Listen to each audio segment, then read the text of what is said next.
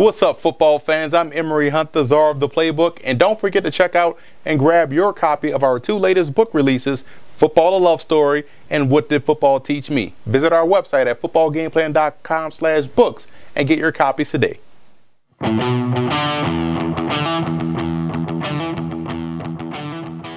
Welcome to NFL Game Plan. I'm Emory Hunt, the czar of the playbook, bring you our Week 3 preview between the Oakland Raiders and the Cleveland Browns. And we're going to break this game down in only a way Football Game Plan can. And I'm going to be joined by our analysts, Teron Davenport, Chris James, and also Gene Clemens. And we're going to bring you X Factors, whiteboard workouts, film session breakdowns, coaching points, and fantasy advice. But let's start this video off by taking a look at my keys to victory.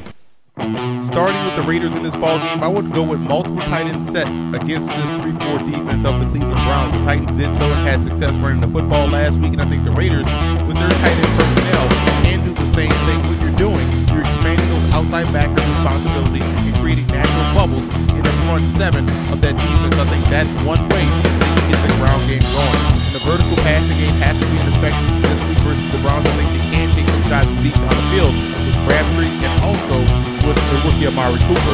Now we get A and B gap pressure versus McCown. You want to keep them bottled in, they contain on the outside, force them to stay within the pocket, and I think that's how they can have success. Looking at the Browns in this ballgame, it's important that they match up in the secondary. They're facing two bigger wide receivers than Amari Cooper and Michael Crabtree, and they've had issues matching up with these bigger receivers so far this season. So I will look at a guy maybe like Pierre Desir stepping in and being able to match up with Cooper and or Crabtree. I think they have to find ways to get them in the ballgame early and often. Look at McCown's efficiency. Wide has kept that first drive of the Jets game. He played very well. He moved the football down the field. Yes, he made some bad throws. I think he was efficient. I think that's what he has to be against Oakland. And it goes without saying the Browns have to win this special teams battle. If you're a special teams coach or a special teams fan, this is a great game to watch. The Raiders have their kicking game, recovered to it, and the Browns have all three kicking, recovered, and also return games. I think the Browns have to win that aspect of the game in order to knock off the Raiders.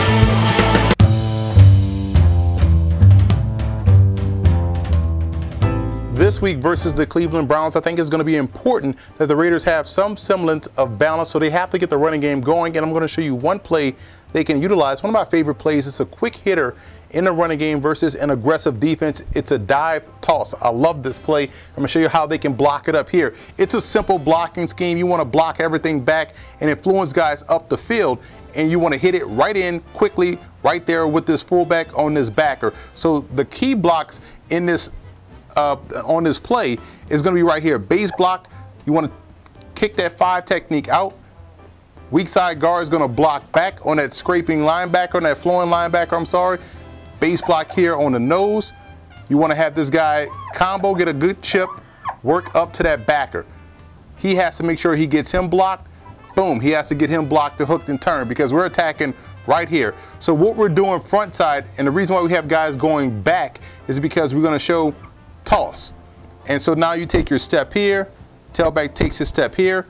After that first step, fullback is flying in that strong side A gap to knock the living daylights out of this backer.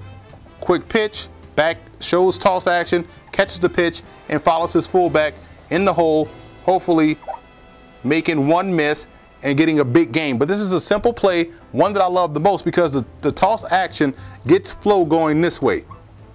And now it puts everyone in great position to get blocked. You kick him out, you knock him out, and now you have the fullback leading in and banging on that backer right there. Everyone here has to make sure they get those guys hooked and turn that way. Get those guys, clear those guys out. So now the back has a free lane to run. So this is one way the Raiders, I think, can have some success running the football versus an aggressive front seven in Cleveland.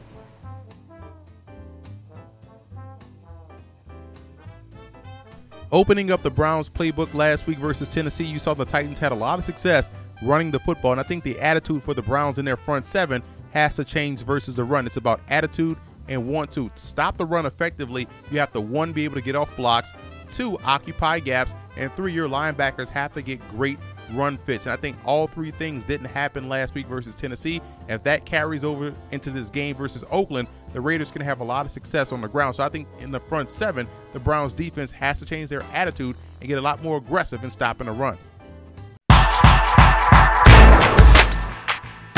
Raiders at Browns. My X factor for the Raiders is Latavius Murray. He's a strong running back, a big running back. He's one of those backs that as he continues to get carries, he wears down on the defense. And I think that's going to help the Raiders offensively as a whole. If they could get him established, get him going, that will allow them to boot Derek Carr and also work that play action, allow him to get the ball downfield to Crabtree or Amari Cooper. They had some big plays last week, and it's something that can carry over into this week. I think Latavius Murray is the guy that this offense really is going to revolve around, just establishing him as a player. For the Browns, it's all about the big plays. And when it comes to big plays, Travis Benjamin is your man. He could give you big plays as a receiver, also as a returner. I think he's the X factor, especially with a quarterback like Johnny Manziel in the game. Manziel is a quarterback that likes to get on the move when things break down, and when he's running, he's looking downfield, trying to make that big play. One of the things that Manziel does really well. So you pair that with Travis Benjamin, and I think you have a good thing cooking. As far as the prediction for this game, I am going to go with the Raiders on the road, 27-24.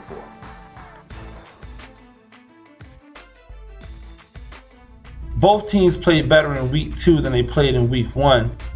And like I said for Cleveland, last week it was the Johnny Manziel show. It needs to continue to be the Johnny Manziel show. He's going to show signs of brilliance. He's going to show signs that he doesn't quite get it yet.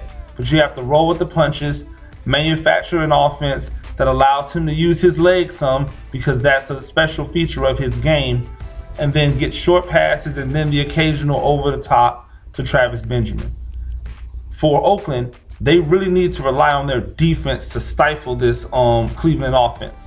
That defense has playmakers all over the place, and if they're able to choke the life out of Cleveland, they can come out with a win. I actually expect Oakland to win this game 17-10. Raiders traveled to Cleveland to face the Browns. Two teams that were fantasy quote-unquote jokes before the season had big outputs from offense last week. As far as a home start for the Cleveland Browns, I'm going to go with Travis Benjamin. Leads the league for receivers for fantasy points right now. Big gains from him. He's explosive. As far as a sit, I'm going to go ahead and sit the Cleveland running backs. Till they figure out what's going on, you don't want to start any of them if you have any other options.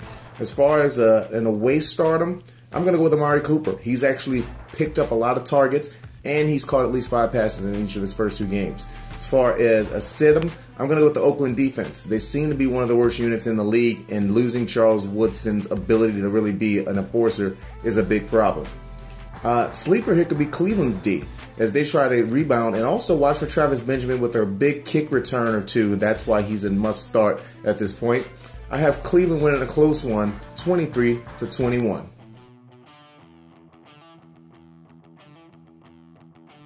I like the Raiders in this ball game. I think what you'll see versus Cleveland is their ground game get going. I think Latavius Murray will have a good day running the football, but ultimately their defense getting pressure on Josh McCown, frustrating him all day in the passing game is how I believe they'll win this game. So I think the Raiders defense will just overmatch the Browns offensively. So let's recap our picks. Gene, Teron, and I are going with the Raiders. Chris is the lone wolf this week going with the Browns. We all think that this will be a great defensive battle between 2 up-and-coming football teams. And we want to give a huge shout out to Raider fan forums and Brown fan forums for always showing football game plan support.